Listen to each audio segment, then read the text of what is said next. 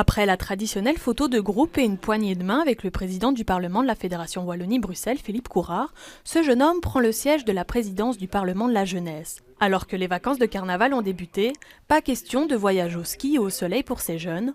Pendant une semaine, ils endossent le rôle de députés, ministres ou journalistes et participent à une véritable simulation où ils devront débattre, étudier des propositions et les voter. Le Parlement jeunesse, c'est vraiment une expérience fantastique. Ça permet de comprendre un peu comment notre système de parlement fonctionne et aussi de découvrir plein de personnes qu'on ne rencontrerait jamais.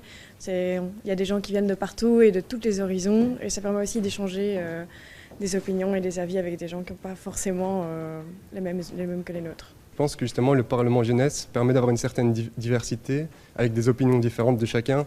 Et donc ça va être intéressant d'interagir avec les autres et de partager donc nos différentes opinions. Une expérience parlementaire qui suscite aussi des vocations. Ça complète également mon objectif d'intégrer un organisme dans les relations internationales. Ces jeunes viennent de Bruxelles et de toute la Wallonie, mais pas seulement. Ils sont accompagnés d'une délégation internationale venue de Madagascar, d'Italie, de Louisiane et du Québec. Les Québécois sont en effet les premiers à avoir initié les parlements de la jeunesse. En fait, les Québécois, on est comme les mamans du Parlement belge.